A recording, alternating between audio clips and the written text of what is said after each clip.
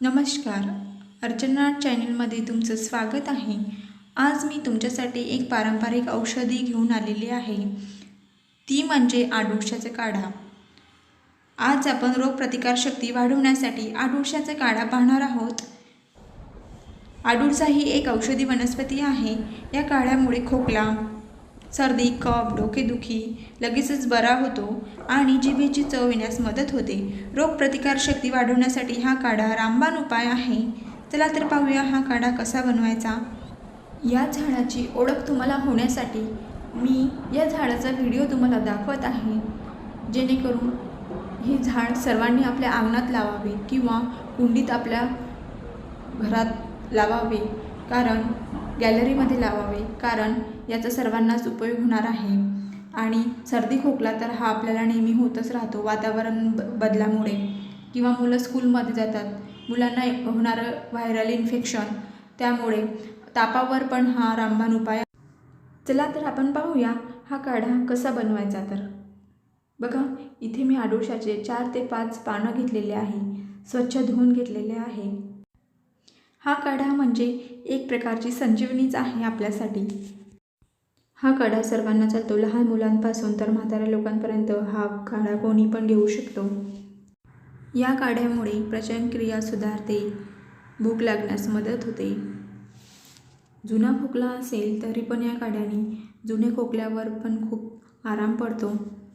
बघा, इथे मी 4 ते 5 पानं घेतलेले आहे आडुळशाचे. गुळवेलाचे पण मी 4 ते 5 काड्या घेतलेल्या आहे, छोट्या छोट्या. मी कमी प्रमाण बनवत आहे काढ्याचं, त्यामुळे मी कमी प्रमाण घेतलेलं आहे. अर्धा इंच आल्याचा तुकडा घेतलेला आहे. इथं मी 2 टेबलस्पून गूळ घेतलेला आहे. 4-5 मिरे घेतलेले आहे. मिऱ्याने आणि लवंगनी जिभेला छान चव येते आणि पचनक्रिया सुधारते. तुळशीचे पानं घेतलेले आहे, लवंग घेतलेले आहे 4, आणि छान टेस्ट येण्यासाठी मी आणखी त्यात गवती चहा ॲड करत आहे.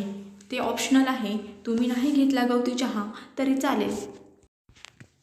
आणखी यात तुम्ही दालचिनीचा पण तुकडा ॲड केला तरी चालेल, मी करत नाही आहे, एवढं सफिशियंट आहे. खरं तर आडुळशाचे पानं, गूळ आणि तुळशीचे पानं, मिरे, लवंग एवढं सफिशियंट आहे काढा बनवायला. गुळवेलाने पण बारीक ताप वगैरे कमी होतो. बघा, इथं मी 2 कप पाणी घेत आहे. 1 कप राहीपर्यंत आपल्याला उकळू द्यायचं आहे. इथे मी 2 टेबलस्पून गूळ टाकत आहे पाण्यात.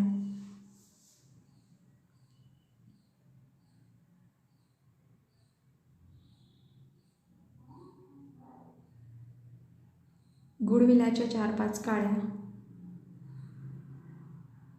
बारीक केलेले लवंग आणि मिरे घेत आहे.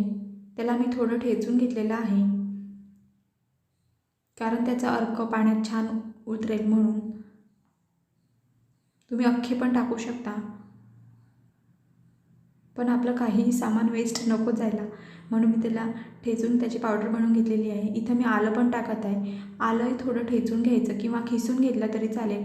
आणि हे 4-5 घेतलेले आडुळशाचे पानं, आडुळशाच्या पानांचं प्रमाण बाकीच्यांपेक्षा जास्तच असायला हवं, कारण हा आडुळशाचा काढा आहे. आडुळशाचा काढा हा 100 रोगांवर उपचार आहे, औषधी उपचार म्हणून उपयोगी आहे. याने दमा वगैरे सर्व कमी होतो, म्हणूनच आडुळशाला संजीवनीसुद्धा म्हणतात. आता मी इथे तुळशीचे पानं टाकत आहे. तुळशीची पानं भरपूर प्रमाणात घ्यायचे. तुळशीच्या पानांनी जिभेची चव येण्यास मदत होते. जे तापामुळे आपल्या जिभेची चव गेलेली असते ती येण्यास मदत होते. आणि टेस्टसाठी गवती चहा घेत आहे, हा ऑप्शनल आहे, तुम्ही नाही घेतला तरी चालेल, पण मी टाकत आहे. गवती चहामुळे त्याची टेस्ट छान होते आणि लहान मुलंसुद्धा आवडीने घेतात. हा काढा लहान मुलांना तरी दिला तरी चालेल.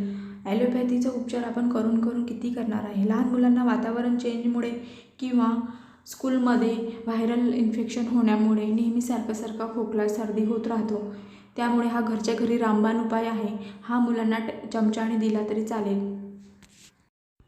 हा इथं मी गॅसवर आता गरम करायला ठेवत आहे. यावर झाकण ठेवून द्यायचे।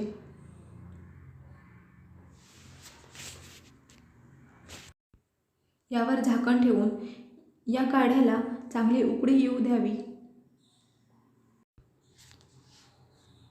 तेलकट तुपकट खाल्ल्यामुळे जो आपल्या घशाला त्रास होतो आणि आपला आवाज कमी जास्त होतो किंवा आपला आवाज बंद होतो, आपला आवाज येत नाही, त्यासाठी हा सुद्धा रामबाण उपाय आहे। त्यावर पण याचा खूप छान उपाय होतो। हा काढा आपल्याला छान उकळू द्यायचा आहे। आपण 2 कप पाणी घेतलेलं होतं, 1 कप राहीपर्यंत आपल्याला हा काढा उकळू द्यायचा आहे। बघा या पाण्याचा रंग बदललेला आहे।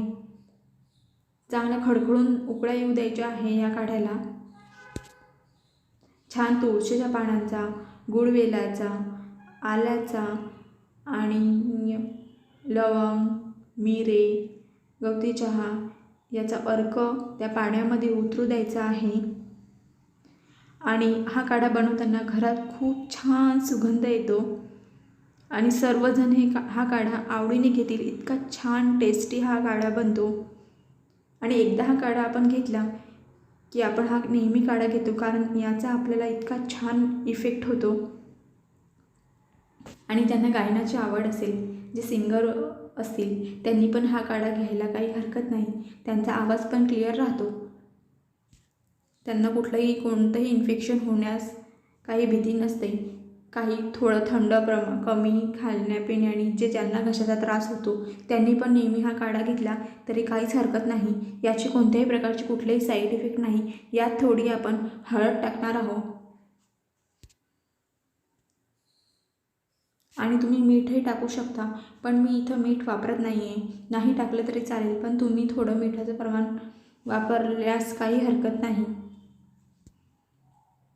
बघा हा काढा खळखळून उकळू द्यायचा आणि आपण 2 कप पाणी ठेवलेलं होतं, तर 2 कपाचं 1 कप पाणी होईपर्यंत हा काढा आपल्याला उकळून घ्यायचा आहे।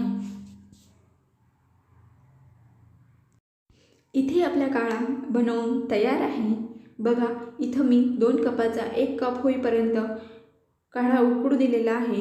आता 1 कप उकडलेला आहे, 1 कपच राहिलेला आहे। बघा 1 कप काढा इथं बनलेला आहे आणि काढा खूप छान दिसत आहे। त्याचा कलर एकदम छान आलेला आहे आणि याचा सुगंध पण खूप छान येत आहे। बघा खूप सुंदर काढा झालेला आहे, बनवून रेडी आहे। आता हा काढा मी घेणार आहे। माझा 3 वर्षाचा मुलगा आहे, त्याला पण शक्यतो सर्दी खोकला झाल्यास मी आधी हा काढा ट्राय करते, याने त्याला 90% आराम पडतोच। आता हिवाळा आहे, तुम्हाला याची गरज भासणारच आहे। तुम्ही हा काढा नक्की ट्राय करा आणि आवडला असेल तर माझ्या चॅनलला लाईक आणि सबस्क्राईब करा। धन्यवाद।